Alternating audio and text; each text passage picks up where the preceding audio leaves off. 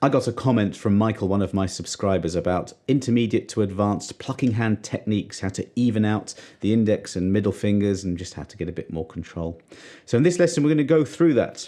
Now, let me show you straight away, when I've got no exercises planned here, but I am restricting myself to a couple of shapes, which I'll show you. First one, F sharp natural minor.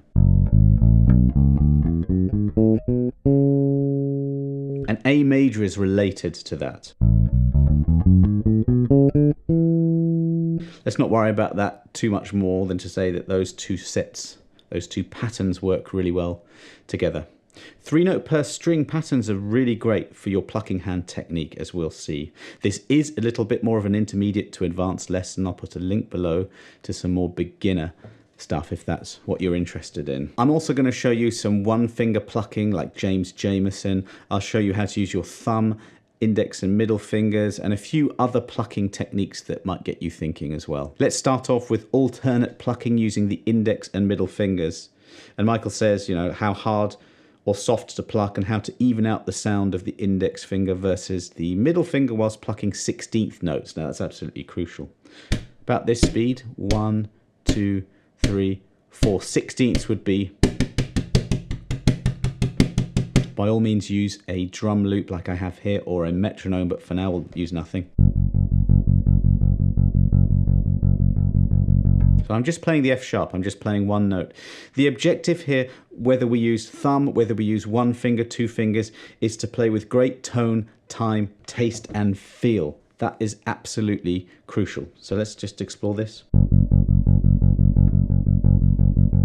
I'm assuming you know how to hold your bass properly. I'm assuming you know the mechanics of this technique. You see some people plucking a bit like this, a bit like this.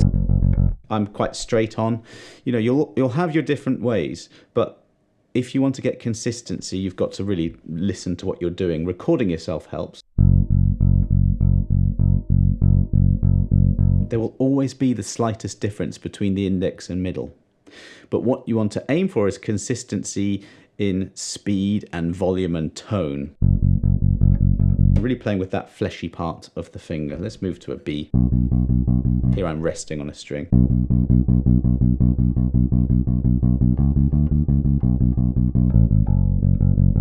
So what I'm doing now, like I say, there's no exercise, there's no PDF, there's no written tab or anything for this.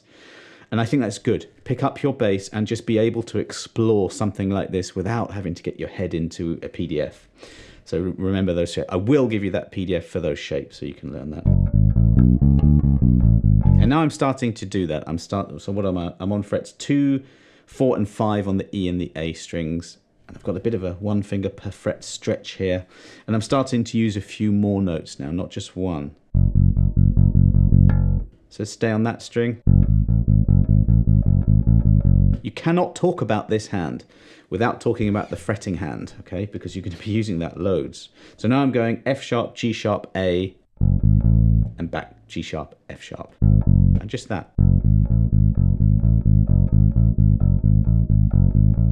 If I'm playing anything too fast, you just play it slower.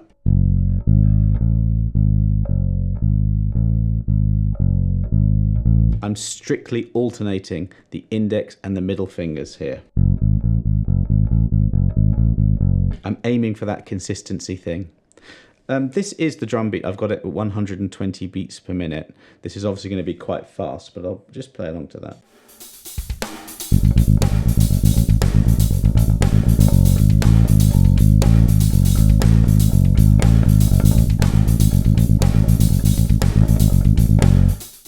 Excellent for stamina, strength, fluency, all of that kind of thing.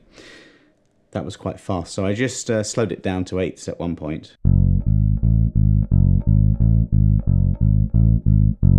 But you can hear there that it's quite consistent. The middle finger isn't louder than the index, and that's just something you have to control and, you know, move your hand around.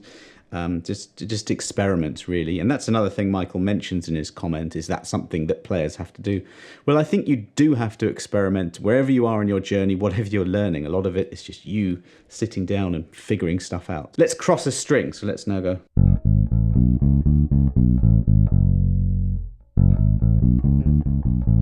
So I'm running up the scale to a D, which is on the 5th fret of the A string, and then coming back down again.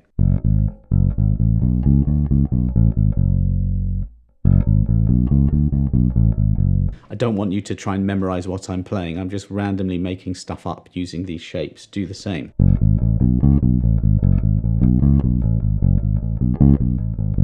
Now that last note there, now I'm just going up to the C sharp and coming down. I'm deliberately accenting that C sharp, okay? That's a deliberate thing to make that note louder. And the first note. You only want differences in volume and attack when you want them, okay? I think good technique is all about control. In your head, you can hear yourself playing amazingly, but sometimes your body, your fingers let you down. And that's just technique, and that's sitting down and learning this. So what about other accents?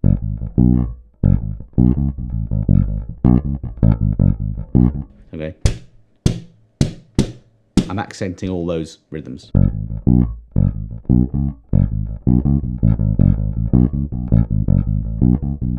It's quite a useful thing to do. You might not be playing like that ever, but it's good to gain that control.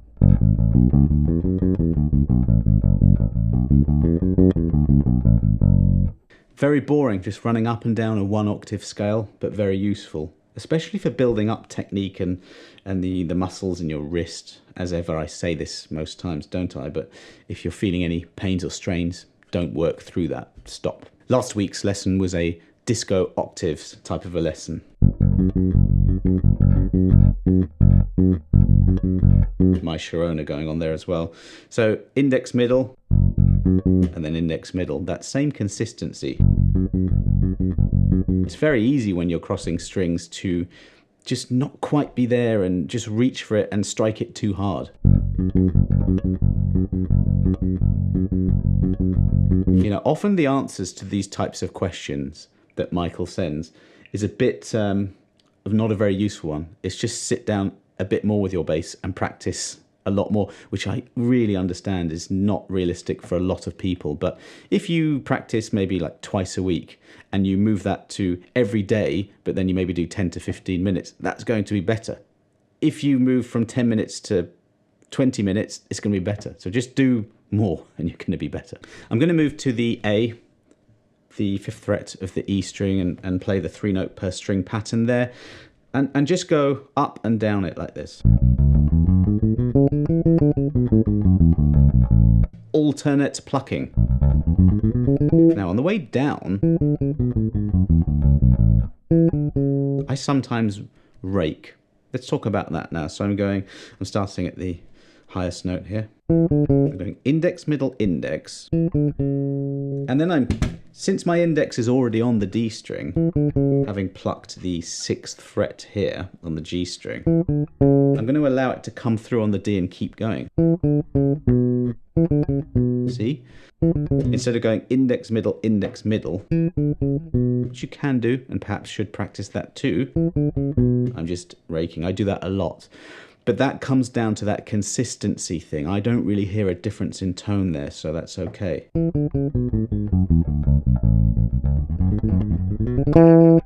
I really do recommend you try and get your index, middle, alternate plucking going, because you can get fast lines going like that. Quickly talking about the Jamerson style of... I just don't know how he did it with all those intricate 16th note lines. He was just using the hook, that index finger. By all means do that. Now sometimes I will do that if it's a slow song or something and I'm going...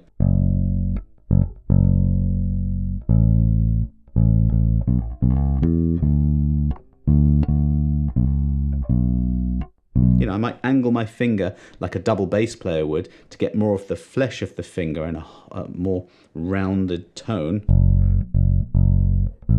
And you're guaranteed consistency if you're using the same part of the finger and the same finger all the time. I might do that. Also, where you pluck makes a huge difference. If I go back to alternate and go towards the bridge, maybe a bit of back pickup, you start to get a very different tone. So you can alter the part of your fingers you play, what fingers you use, what position you play, lots of variables here. There's also the 3-finger technique. Now, I don't use this really at all. I know Billy Sheehan does. And it's a really amazing technique. John Myung's another proponent of that technique. Again, they've been doing it for years.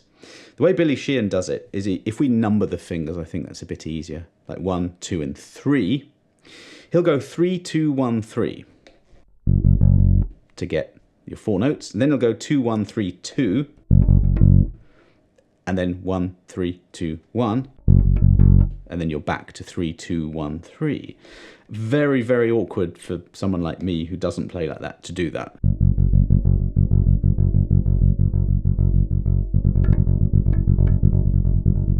I can hear a difference in tone and consistency there. So if I wanted to practice that kind of technique, then I would need to just do it loads and loads and loads until it's comfortable. You can stick in a 3-finger flourish every now and again, you know, if you're playing something rocky or any style really. Yeah, that kind of thing. 3, 2, 1.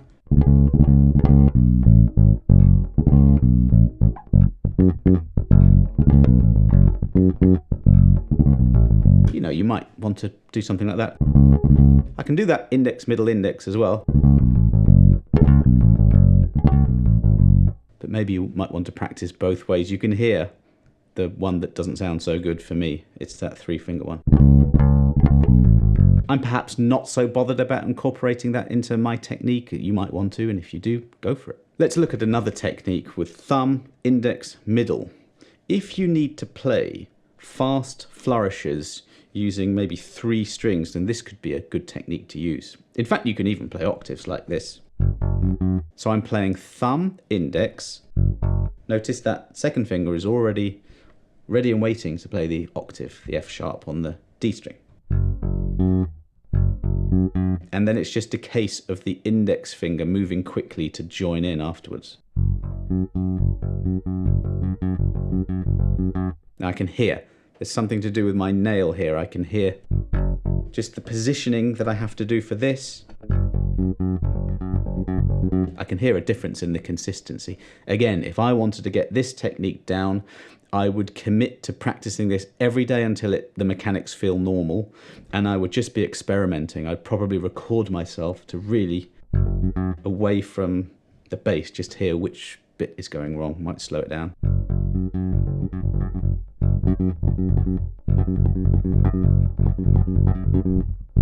I can't do that with just 2 fingers. I can only do that with thumb, index, middle. And this kind of thing as well.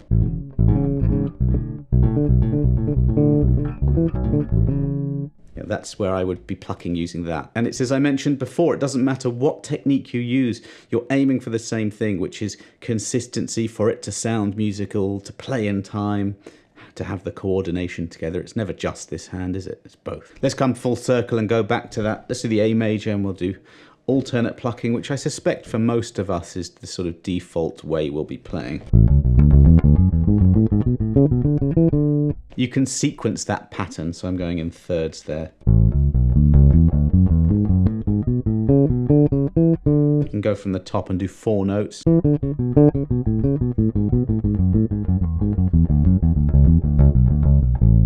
So I'm going like this, but just on each note playing 4 down the scale and returning. I always struggle with 3. It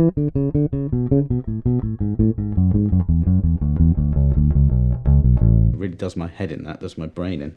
But altering things that way is very good in your practice. You don't have to write anything down, you don't have to ask me for the tab, you just learn the shape, which you have to do, that's the one thing you learn, and then you just get going.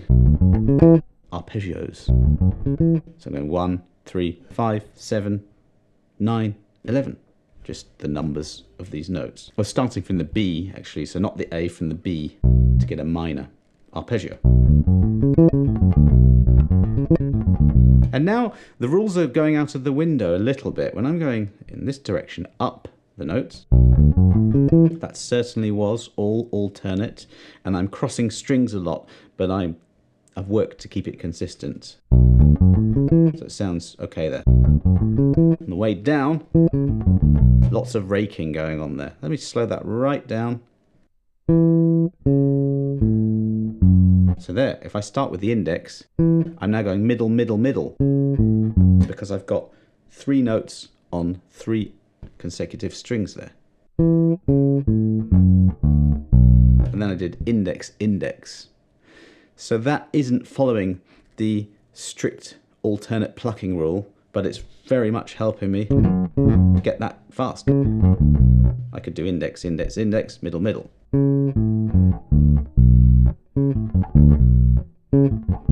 It's that control word again, doesn't matter.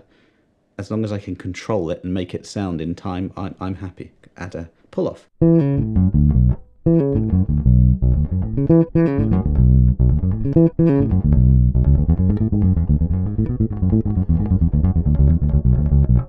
I'll often do something like that, even with my bass sitting around the house, not plugged in. You know, just do that, just to work on technique and consistency and the whole thing. You can also kind of come up with progressive Dream Theater type things.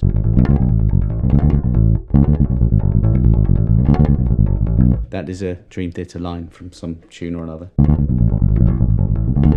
And he does that all with 3 fingers. No idea how. Okay, I'm going to leave it there.